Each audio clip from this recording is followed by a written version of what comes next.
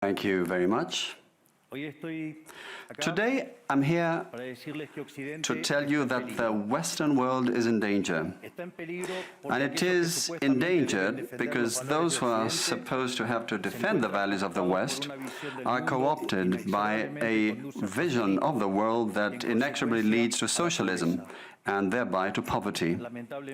Unfortunately, in recent decades, motivated by some well-meaning individuals willing to help others, and others motivated by the wish to belong to a privileged caste, the main leaders of the Western world have abandoned the model of freedom for different versions of what we call collectivism. We're here to tell you that collectivist experiments are never the solution to the problems that afflict the citizens of the world. Rather, they are the root cause. Do believe me, no one better placed than us, Argentines, to testify to these 2 points. When we adopted the model of freedom back in 1860, in 35 years we became a leading world power. And when we embraced collectivism over the course of the last 100 years, we saw how our citizens started to become systematically impoverished, and we dropped to spot number 140 globally. But before having the discussion, it would first be important for us to take a look at the data that demonstrate why free enterprise capitalism is not just the only possible system to end world poverty, but also that it's the only morally desirable system to achieve this. If we look at the history of economic progress, we can see how between the year 0 and the year 1800 approximately, world per capita GDP practically remained constant throughout the whole reference period. If you look at a graph of the evolution of economic growth throughout the history of humanity, you would see a hockey stick graph, an exponential function that remained constant for 90% of the time and which was exponentially triggered starting in the 19th century. The only exception to this history of stagnation was in the late 15th century with the discovery of the American continent. But for this exception, throughout the whole period between the year 0 and the year 1800, global per capita GDP stagnated. Now, it's not just that capitalism brought about an explosion in wealth from the moment it was adopted as an economic system. But also, if you look at the data, what you will see is that growth continues to accelerate throughout the whole period. And throughout the whole period between the year 0 and the year 1800, the per capita GDP growth rate remained stable at around 0.02% annually, so almost no growth.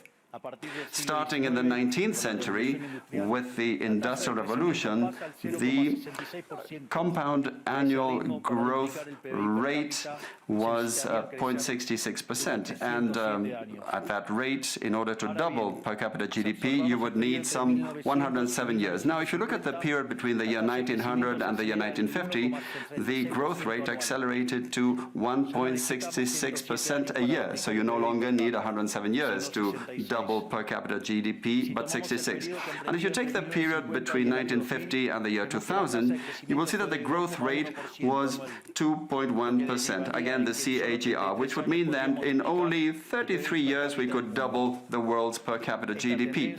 This trend, far from stopping, remains well alive today. If we take the period between the year 2000 and 2023, the growth rate again accelerated to 3% a year, which means that we could double world per capita GDP in just 23 years. That said, when you look at per capita GDP since the year 1800 and until today, what you will see is that after the Industrial Revolution, global per capita GDP multiplied by over 15 times, which meant a boom in growth that lifted 90% of the global population out of poverty. We should remember that by the year 1800, about 95% of the world's population lived in extreme poverty, and that figure dropped to 5% by the year 2020, prior to the pandemic. The conclusion is obvious. Far from being the cause of our problems, free trade capitalism as an economic system is the only instrument we have to end hunger, poverty, and extreme poverty across our planet. The empirical evidence is unquestionable. Therefore, since there is no doubt that free enterprise capitalism is superior in productive terms, the left-wing doxa has attacked capitalism, alleging matters of morality, saying, that's what the detractors claim, that it's unjust. They say that capitalism is evil because it's individualistic, and that collectivism is good because it's altruistic, of course, with the money of others. So they therefore advocate for social justice. But this concept, which in the developed world became fashionable in recent times, in my country has been a constant in political discourse for over 80 years.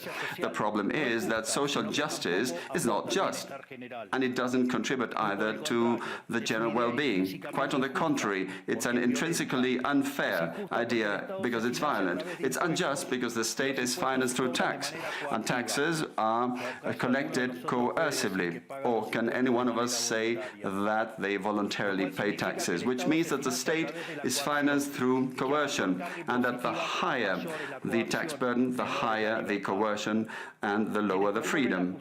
Those who promote social justice, the advocates, start with the idea that the whole economy is a pie that can be shared differently. But that pie is not a given. It's wealth that is generated in what Israel Kirzner, for instance, calls a market discovery process.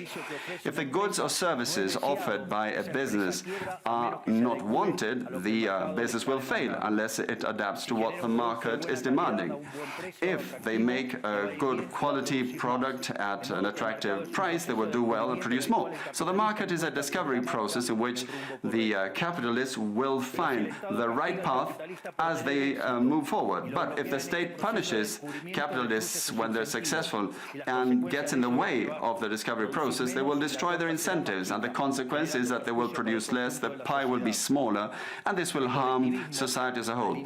Collectivism, by inhibiting these discovery processes and hindering the appropriation of discoveries, ends up binding the hands of entrepreneurs and prevents them from offering better goods and services at a better price. So how come that academia, international organizations, economic theory and politics demonize an economic system that has not only lifted out of extreme poverty 90% of the world's population, but has continued to do this faster and faster? And this is morally superior and just. Thanks to free trade capitalism, it is to be seen that the world is now living its best moment. Never in all of mankind's or humanity's history has there been a time of more prosperity than today. This is true for all. The world of today has more freedom, is rich, is more peaceful and prosperous.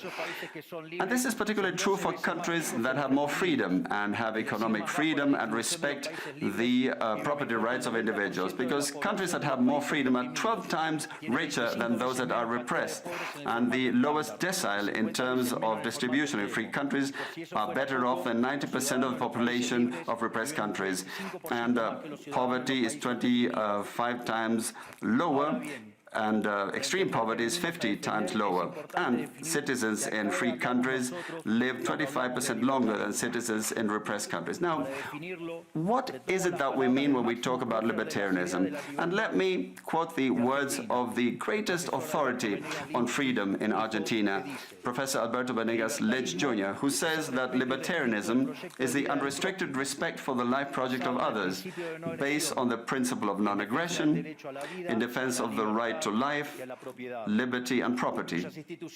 Its fundamental institutions being private property, markets free from state intervention, free competition, the division of labor, and social cooperation, as part of which success is achieved only by serving others with goods of better quality or at a better price. In other words, capitalists Successful business people are social benefactors who, far from appropriating the wealth of others, contribute to the general well-being.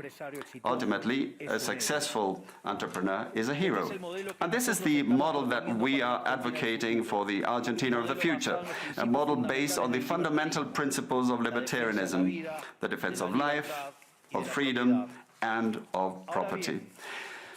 Now, if free enterprise capitalism and economic freedom have proven to be extraordinary instruments to end poverty in the world, and we are now at the best time in the history of humanity, it is worth asking why I say that the West is endangered. And I say this precisely because in those of our countries that should defend the values of the free market, private property, and the other institutions of libertarianism, sectors of the political and economic establishment, some due to mistakes in their theoretical framework and others due to a greed for power, are undermining the foundations of libertarianism, opening up the doors to socialism and potentially condemning us to poverty, misery and stagnation. It should never be forgotten that socialism is always and everywhere an impoverishing phenomenon that has failed in all countries where it's been tried out. It's been a failure economically, socially, culturally, and it also murdered over 100 million human beings.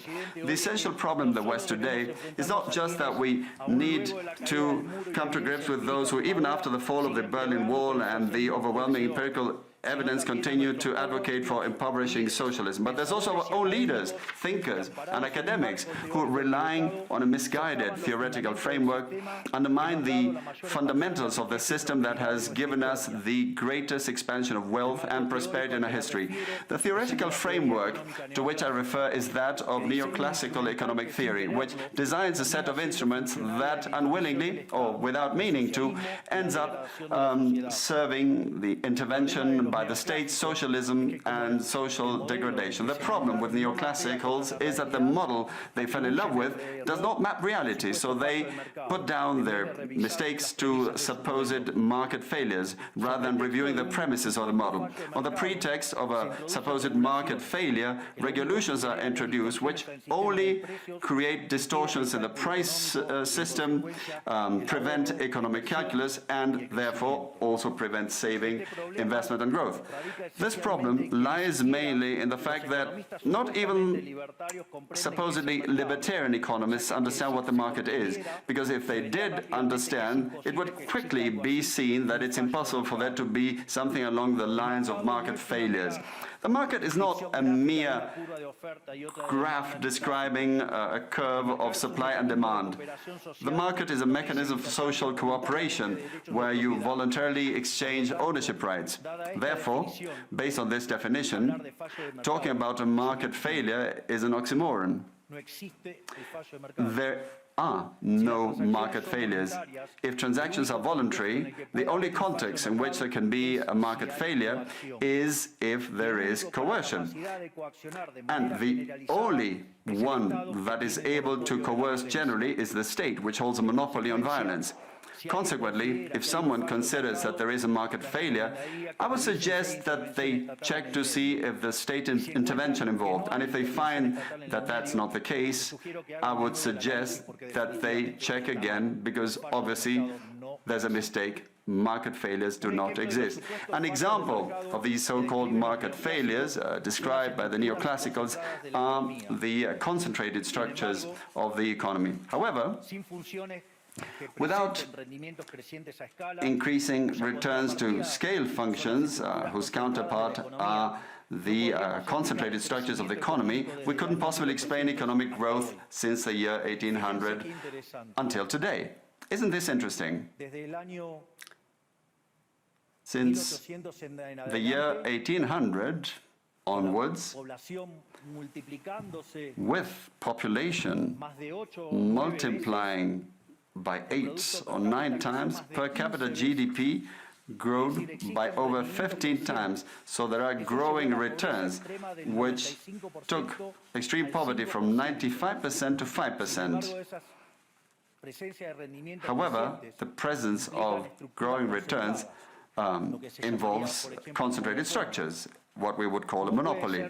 How come then that something that has generated so much well-being for the neoclassical theory is a market failure? Neoclassical economists think outside of the box. When the model fails, you shouldn't get angry with reality, but rather with the model and change it. The dilemma faced by the neoclassical model is that they say they wish to perfect the functioning of the market by attacking what they consider to be failures. But in so doing, they don't just open up the doors to socialism, but also go against economic growth. An example, regulating monopolies, destroying their profits and destroying growing returns automatically would destroy economic growth. In other words, whenever you want to correct a supposed market failure inexorably, as a result of not knowing what the market is, or as a result of having fallen in love with a failed model, you are opening up the doors to socialism and condemning people to poverty. However, faced with the theoretical demonstration that state intervention is harmful and the empirical evidence that it has failed couldn't have been otherwise, the solution to be proposed by collectivists is not greater freedom, but rather greater regulation, which creates a downward spiral of regulations until we're all poorer and the life of all of us depends on a bureaucrat sitting in a luxury office. Given the dismal failure of collectivist models and the undeniable advances in the free world, socialists were forced to change their agenda. They left behind the class struggle based on the economic system and replaced this with other supposed social conflicts which are just as harmful to life as a community and to economic growth. The first of these new battles was the ridiculous and unnatural fight between man and woman. Libertarianism already provides for equality of these sexes. The cornerstone of our creed says that all humans are created equal, that we all have the same unalienable rights granted by the Creator, including life, freedom, and ownership. All that this radical feminism agenda has led to is greater state intervention to hinder the economic process, giving a job to bureaucrats who have not contributed anything to society. Examples, ministries of women or international organizations devoted to promoting this agenda. Another conflict presented by socialists is that of humans against nature, claiming that we human beings damage the planet, which should be protected at all costs, even going as far as advocating for population control mechanisms or the bloody abortion agenda. Unfortunately, these harmful ideas have taken a strong hold in our society. Neo-Marxists have managed to co-opt the common sense of the Western world, and this they have achieved by appropriating the media, culture, universities, and also international organizations. The latter case is the most serious one, probably, because these are institutions that have enormous influence on political and economic decisions of the countries that make up the multilateral organizations.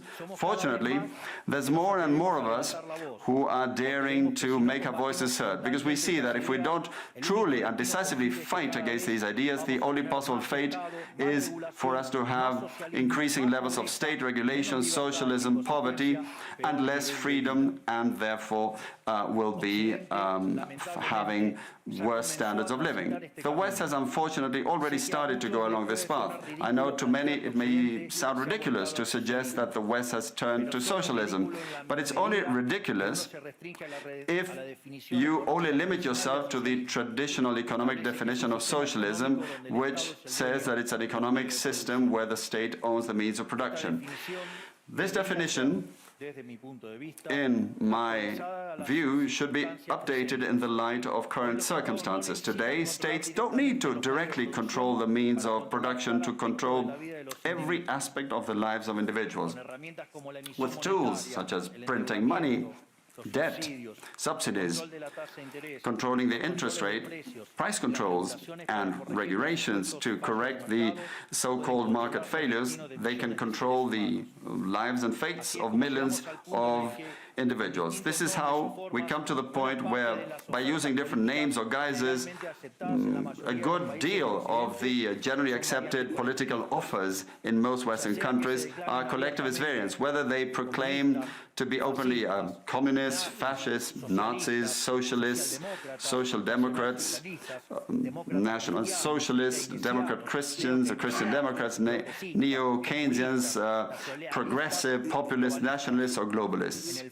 At bottom, there are no major differences. They all say that the state should steer all aspects of the lives of individuals. They all defend a model contrary to that one which led humanity to the most spectacular progress in its history. We have come here today to invite the rest of the countries in the Western world to get back on the path of prosperity, economic freedom, limited government, and unlimited respect for private property are essential elements for economic growth. And the impoverishment produced by collectivism is no fantasy, nor is it an inescapable fate. But it's a reality that we Argentines know very well. We have lived through this, we have been through this, because as I said earlier, ever since we decided to abandon the model of freedom that had made us rich, we have been caught up in a downward spiral, as part of which we are poorer and poorer day by day.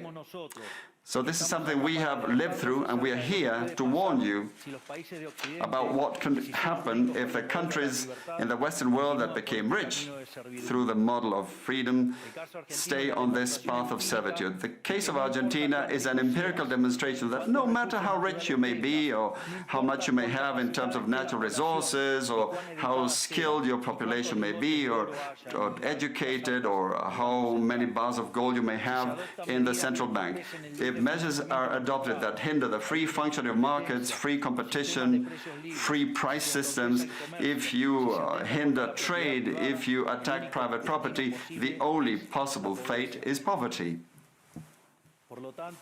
Therefore, in concluding, I would like to leave a message for all business people here and for those who are not here in person but are following from around the world. Do not be intimidated either by the political class or by parasites who live off the state.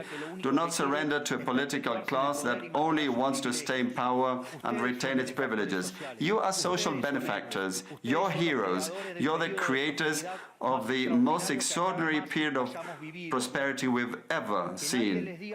Let no one tell you that your ambition is immoral. If you make money, it's because you offer a better product at a better price, thereby contributing to general well-being. Do not surrender to the advance of the state. The state is not the solution. The state is the problem itself. You are the true protagonists of this story.